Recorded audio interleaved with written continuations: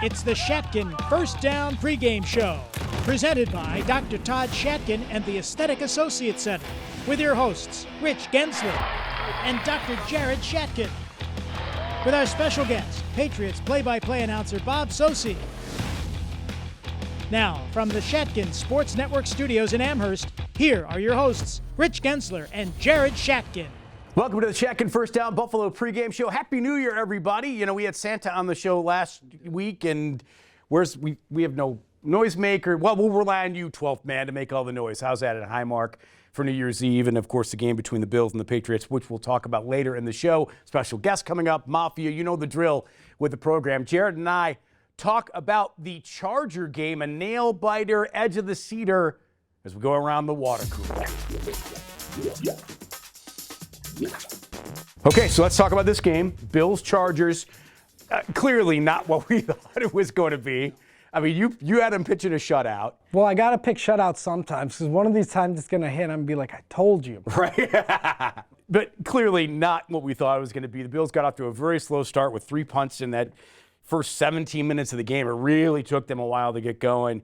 And they finally did it, and it was good to see Gabe Davis. Let's start there. It's good to see him coming back and making big impact plays. Yeah, once a year they say Gabe Davis can be the best player in the world. So this was the time this year. He had an amazing deep ball catch where he beat a linebacker. He did. He beat Kenneth Murray, yeah. He beat him pretty good. That kind of shows where LA's coaching staff is at, that he's on the linebacker.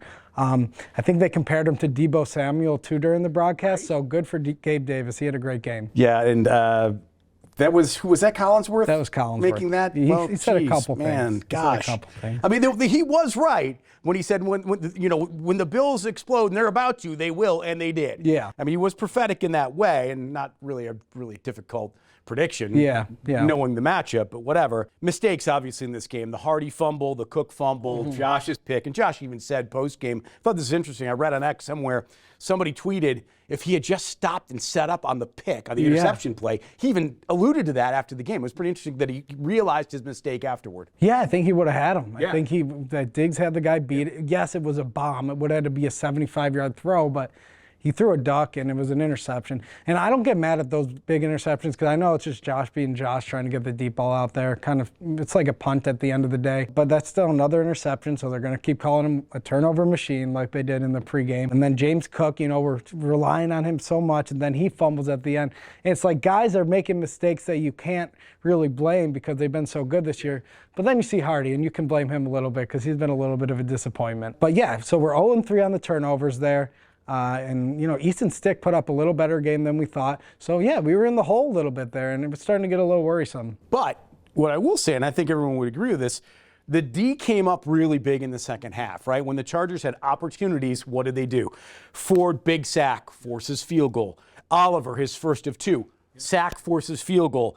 Bernard, sack, forces field goal. And that was coming off the Cook fumble. And then, of course, Oliver wraps up at the game at the end with the sack. Right. It didn't seem like there was too much panic in the team, which was awesome to see. And that's what you want to see to a team going into the playoff stretch when and I watched the mic up with Josh Allen today, and in my mind, I'm like, the players are probably going crazy. They're like, what's going on? But no, they're on the sideline. They're calm. They're like, we got this. We're off to a slow start, but we got this. And I think that's important for the defense because the defense had their struggles this year where they've gotten down versus a worse opponent and just kind of let them roll and run the clock. And it seemed like they were all on page with the play calling. They were all ready to make the plays. And when the game was on the line and needed it most, a guy who we pay a lot of money and who has shown up all year at Oliver came and made the play. Yeah, and speaking of making plays and showing up when they needed to, I mean, Josh has arguably his two favorite receivers came up huge at the end of that game, right? Knox with a big catch and then Diggs with two huge catches on that same drive on the Bass game-winning field goal.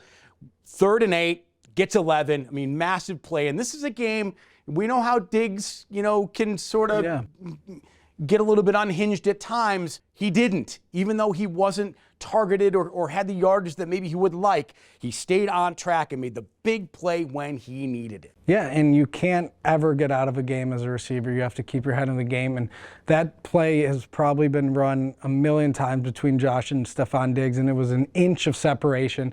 And he makes the catch and he makes the big throw. And it's twice in that game where you need Stefon Diggs. And yeah, his stat sheet's not big, but he came up on 3rd down when you needed him. And then the throw to Shakir is something something I don't think many people in the world will ever be able to do. A nice jump pass for 28 yards and a blitzer, free blitzer right in your face, just back up a little bit and jump and throw it. I wonder what Sam Castro thinks about that. No, no kidding. Yeah, no kidding. And that's why I think he's the MVP right now, even though he probably won't get the award, but he made 2 big plays at the end there, and if you show that reel, that's an MVP reel. Yeah, look, he's still got 5 games, maybe 6 going forward, depending on how things fall out. And he's going to have to play. He's going to need some playoff performances to swing some MVP voters away from guys like Tyreek and obviously from Lamar Jackson. But that's for another day. What'd you make of Fournette? He finally got some game action. Yeah, I think he was really good blocking. He was always in there for key blocking downs. But he's kind of a similar running back to Latavius Murray. Sure. And I do like the change of pace that someone like Ty Johnson offers us. So I believe once Ty Johnson is healthy, he'll be back in the lineup for Fournette. I don't know. He was back there on kickoff. I'm not really sure why, but he didn't take any out. He's a guy that maybe if we would have got him to the swing of things earlier in the year, he could be something down the stretch. But I think at this point, Ty Johnson has kind of outplayed him. So I think in the end, we both would say, no worries. We're good, right? We're good. Yeah. All right, well, we're going to take that into our interview segment coming up next. Stay right here. This is the Shatkin First Down Buffalo pregame show.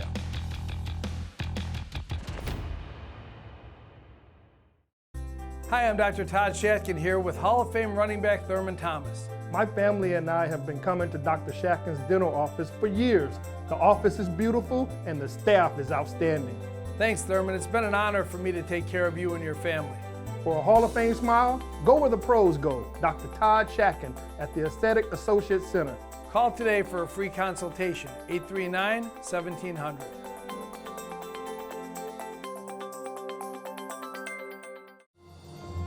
Growing up, we always celebrated Christmas. Lots of family, lots of food. I would say the best year ever was when we got our dog Layla. She's now an 11-year-old golden doodle, so that's got to be the best Christmas we've ever had.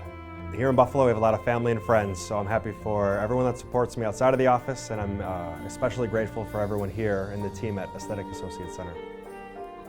From the Aesthetic Associates Center, we wish you a happy and healthy holiday season.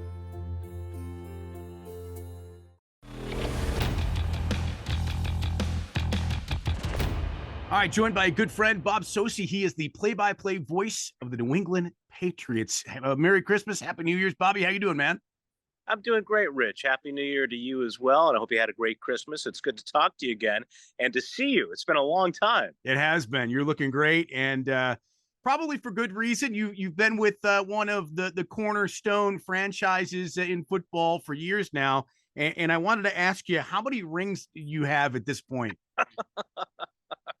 Well, I've been blessed with 3 rings, having called 4 Super Bowls for the Patriots, Super Bowl 49, 51, 52, and 53, of course. Reports earlier in the week from a number of Boston media outlets talked about Bill Belichick having some doubt about his future, that there hasn't been a lot of conversation with ownership about his future. I would assume Bob Kraft is very involved in the football operations, no? No, Rich, and it goes back to really Bob Kraft's early ownership tenure here. He had Bill Parcells, of course, who was hired under James Orthwein when Robert Kraft bought the Patriots. And Parcells had the famous line, or infamous line, depending on how you view it, when he left Foxborough and eventually went to the New York Jets, when he said, they want you to cook the dinner, but you ought to be able to shop for the groceries some of the time. And Robert Kraft, then brought in Bobby Greer as the general manager, along with Pete Carroll as the next head coach. And there was some involvement by his own admission at that point in time. But when Bill Belichick returned to New England, the former assistant who became the head coach, hired by Robert Kraft in 2000, Robert, as part of the situation, entrusted him with full control of football operations. And it's one thing that's been very clear through the years is that Robert Kraft very rarely, if ever, has gotten involved in those football decisions, including the most famous of one, and again, most infamous, depending on your point of view, in Tom Brady's departure, leaving the Patriots via free agency after the 2019 season, at least in the circumstances that led up to his decision before his final contract, when the Patriots gave him the leeway to walk out the door as a free agent. So that's been the MO throughout the last 2 decades for this Patriots organization. And, there have been so many reports in recent weeks, reports locally, reports nationally, from some suggesting, if not reporting outright, that it's a fait accompli, from others saying, no, the final weeks will determine what happens here on out. And I don't think anybody knows, with exception of a couple of people, maybe 3 people right now, being Robert Kraft, the owner, Jonathan Kraft, the team president, and Bill Belichick, as you mentioned. What do you make of this game, and what are folks thinking about and talking about from your side? Well, I think a couple of things stand out to me watching the Bills the last few weeks, and I've had the chance to watch them. The commitment more to the running game and the physicality for Buffalo, the production they've gotten from Cook. I know there have been some fumble issues here and there. The play by Ed Oliver up front and how he's dominated. And I think that's an area to watch for the Patriots, their offensive line. And it's been a big key this season, too, in fairness to Mac Jones. When you talk about his struggles, the offensive line really was never set coming out of training camp because of a number of injuries. And the Patriots in the last couple of weeks, just when it seemed like they were getting things right, they lost Cole Strange, a guard. They lost Trent Brown for a time, and he's come back in a rotational basis, but hasn't looked the same as when he's played at his best and most motivated at left tackle. And so they've had a lot of snaps for rookie guards, Antonio Mafi and Sidney So. And I would think that the Bills, particularly with Mafi, would see that as a favorable advantage for them, given their strength up front. And that helps to negate the Patriots' running game, which they've tried to rely on heavily with Ezekiel Elliott spelling Ramondre Stevenson as the primary ball carrier for them. So I think that's one area that stands out to me for Buffalo, just watching Oliver in particular in the Chargers game. Obviously, the Patriots, just as they did in the first game against the Bills in Foxborough, have to play cleanly. They have to try to capitalize on any mistakes the Bills make. Allen, it seems, has been better of late with Joe Brady than under Ken Dorsey. Perhaps there's a direct correlation to the coaching there. I don't know, but that seems to be the case. Belichick indicated that he's seen some noticeable changes, more subtle than significant, but there have been some changes that he's seen from the Bills quarterback and the Bills offense the last few weeks. But again, for the Patriots, I would go back to last year's game too. You can't allow breakdowns in special teams. You can't allow, another kickoff return for a touchdown when the Patriots, of course, gave up 2 last year. It was such an exception for them compared to seasons past, but it's emblematic of the kind of problems they've had in that area in recent years. Happy New Year, man. Thanks again for doing this. We appreciate it. You bet. Thanks a lot, Rich. Family is the most important to us above everything else. 34 Group is a general construction company. We had a part in rebuilding the community. We choose Highmark Blue Cross Blue Shield of Western New York because they are reliable. It's just great coverage, and we have a great relationship with the folks at Highmark. We want our legacy to just be that we were good people that loved our community. It is definitely a love affair, I can tell you that right now. Hi, this is Steve Christie. When the Bills needed a clutch kicker, they called me. When I needed a dentist to care for my family, I called the best, Dr. Todd Shatkin from the Aesthetic Associates Center. Dr. Shatkin and his team have provided us with the care that we need. Are you embarrassed to smile because of loose dentures or missing teeth?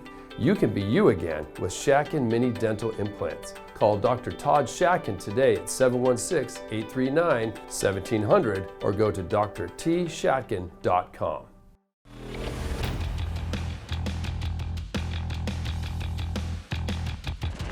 Welcome back to the Shatkin First Down Buffalo pregame show. We got the round table and the New Year's edition. Rick Zurak from Rick Zurak Golf over on Transit. Got Vic over here from Geico, who has been here before. We haven't seen you in so long, Vic. Where you been? I missed you. That's why I came back. I appreciate that.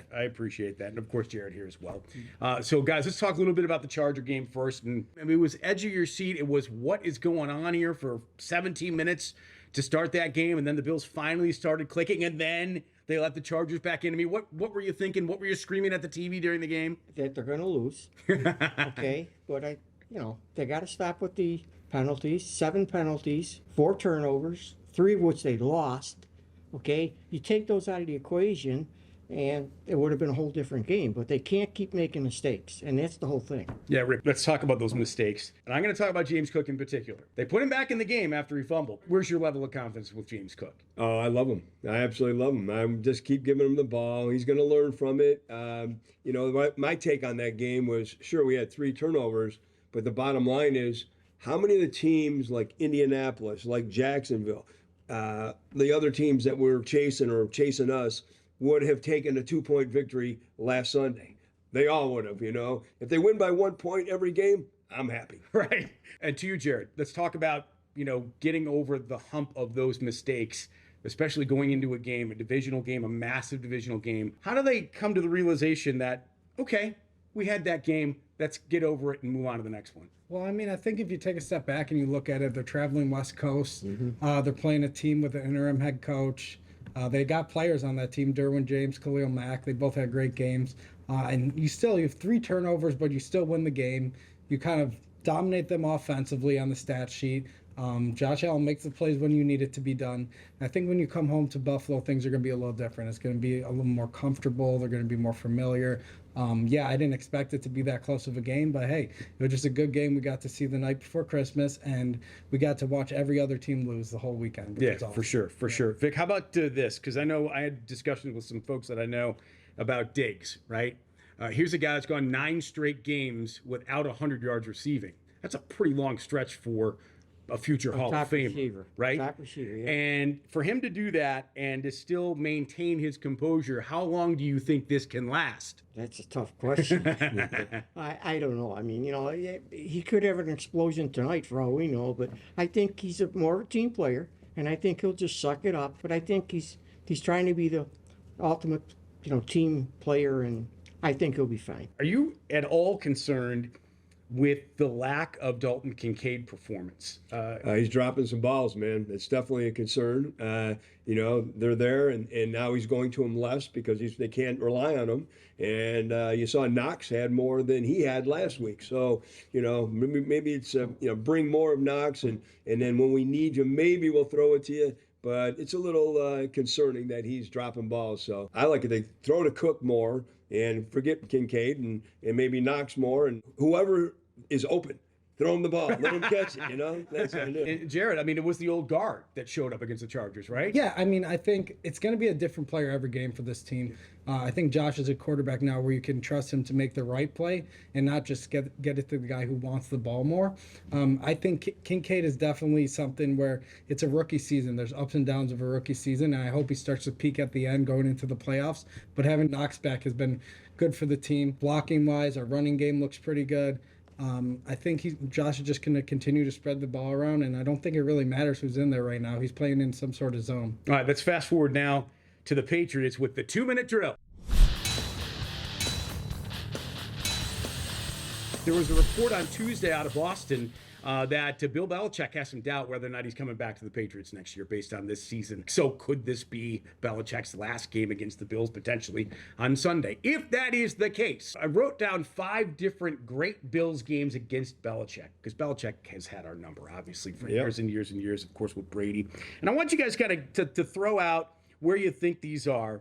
And what do you think was the best Bills game against Belichick? And I have them rated 5-1, and I'll go that way, then you guys can kind of talk about it amongst ourselves, right? Number 5, the 5th best Bills game against Belichick happened in 2016 when the Bills shut out the Patriots 16-0. It was Tyrod Taylor beating Jacoby Brissett. And in that game, that was the game when Belichick basically took his Microsoft Surface tablet and slammed it on the sideline, right? That was great. That was great. Epic highlight. Yes. I got that as number 5. Number 4, 2011, Bills trail 21-0. They end up winning the game. They come back. They win 34-31. Brady gets picked 4 times in that game. They break the 15-game losing streak against the Patriots. Drayton Florence, cover of Sports Illustrated, with his pick 6 in that game. I have that at number 4. Number 3, I have the Bills beating the Patriots COVID 2020 when Cam fumbles inside the red zone. Remember that game? And Belichick throws his headset. He's running down to the end zone, loses his mind, goes crazy. I got that at 3. I got the perfect game at 2, the wild card in 22. 47-17, absolute devastation. And number 1 for me is the Bills winning 31-0 in 2003. Again, Brady picked 4 different times. Sam Adams with a return touchdown for the pick. What do you think about that list? How would you switch it around? Do you like the way I set it up? What do you think? The problem with the 31-0 is that was the first game, and the last game we lost 31-0. That's right. So that bookend thing didn't, it's what have you done for me lately? And we did it at the end, stunk. But that perfect game in the playoffs, and just it was the best. Okay, got to let you guys go. But before we do, what do you think the score is going to be Bills New England Sunday? I like the Bills 27-13. And before you go, real quick, I know you're big with the Western New York junior golf community and you do a lot of scholarships for kids in town. Right. Talk very quickly about that. All right. The New York State Junior Golf Tour is our 34th year coming up. We've given out $68,000 in scholarships, and we just try to get kids involved in golf as best we can. Rigs are Rec, Buffalo Golf, and you can check it out. But it's for kids 8 to 19, and we would love more kids to get involved with golf. So get involved with golf, kids. It's a game of a lifetime. Yeah, this guy's a cornerstone of the Buffalo golf community for sure. Thanks for being here. Really appreciate it. Happy New Year to you. Thank you for having me. Score. 28-10. 28-10 Bills. Bills. All right, very good. Great to see you. Happy New Year. Thank you. All right, there's the huddle. Coming back next, Jared and I talk about the Patriots, break the game down a little bit more in depth as we continue with the Shatkin First Down Buffalo pregame show. It means a lot to be able to work with my dad to continue this legacy that we have going on. I had many implants. Once I got them, it was like the old me came back. The changes you can make in such a short period of time in somebody's life, have somebody in the chair crying because they finally have a full set of teeth. And I think the only way to do it in that type of time period for that type of price is really the mini implant. Mini dental implants can change your life too. Call us at 839-1700 for a free consultation. My self-esteem wasn't where it should have been because I was really, really self-conscious about my teeth. When I walked into Shatkin Dental, I was instantly ready for the residency program. I knew that that is what I needed. I needed the discount, I needed the dentist that was gonna fix everything. My self-esteem is already getting much, much, much higher just from starting the procedures. Call Shatkin Dental Health today at 43 Smile for quality dental care you can afford.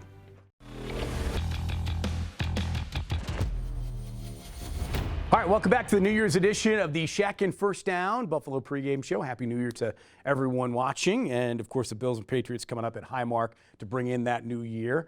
You're not going to be at the game this week. A little birdie flew in and told me that you're going to be going someplace because it's your birthday. So happy birthday to you. Thank you. Appreciate it. It's my 30th birthday. It's another year on the show. Now I'm a veteran. That's right.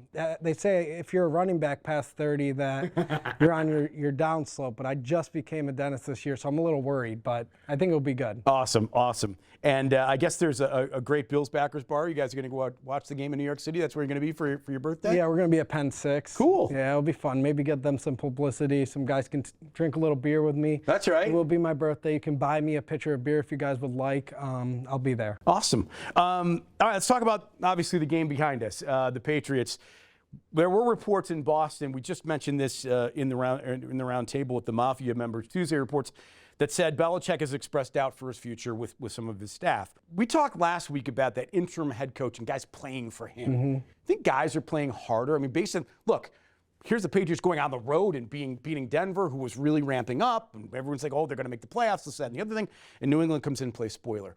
They've already beaten the Bills once. Yeah. They got that going for them, and then they have the potential of their future Hall of Fame head coach keeping their job. Does that make a difference in this game? Yeah, I mean, it's a divisional matchup, and we never really we don't blow the Patriots out all that often. Like the one game we really have was that perfect game, right. Maybe a 2020 game, but Belichick knows the Bills and he knows how to coach against them. So if we go into there thinking it's going to be a blowout, I don't think it's going to be. I really don't. They're playing good football.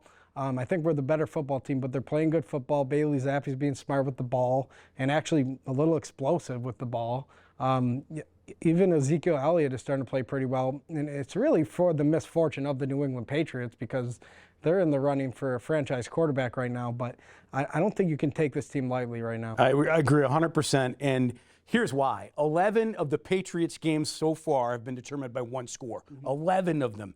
8 of their losses, one-score games. So they're competitive, they're well-coached, they're veterans, especially on the defense. They're very savvy that way.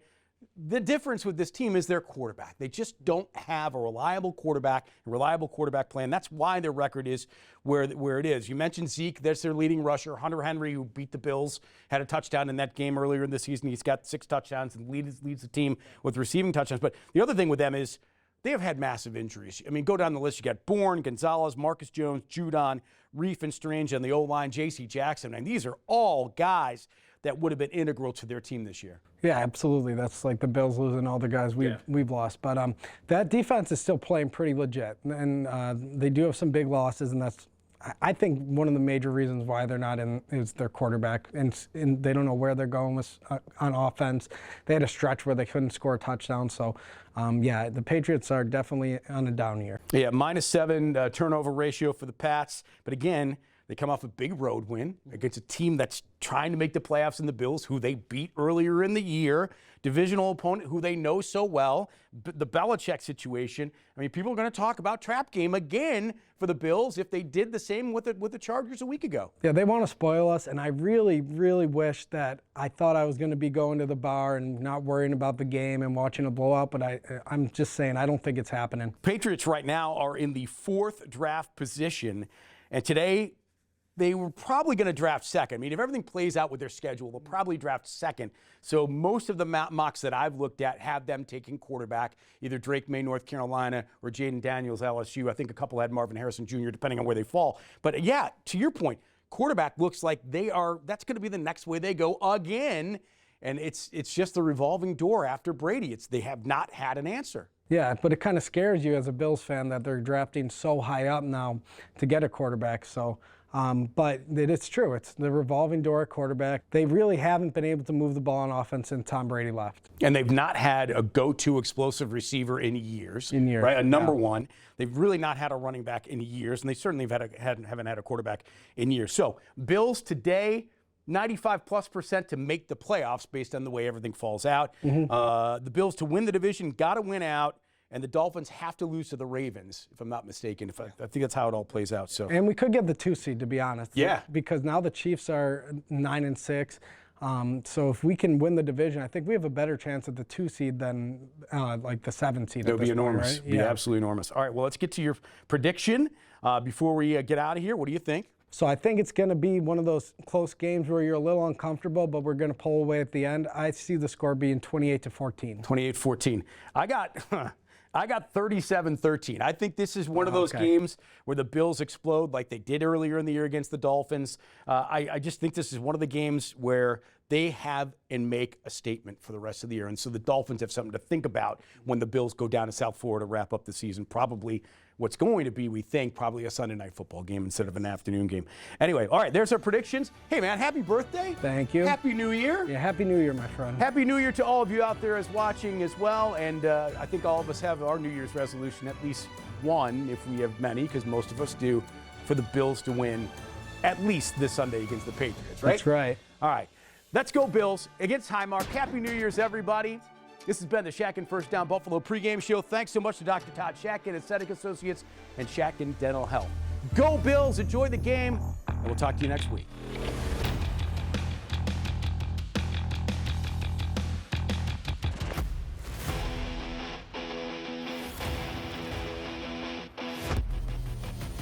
In the Pocket is sponsored by Mini Dumpster Rental. Call 716-429-6362. This has been a production of the Shatkin Sports Network.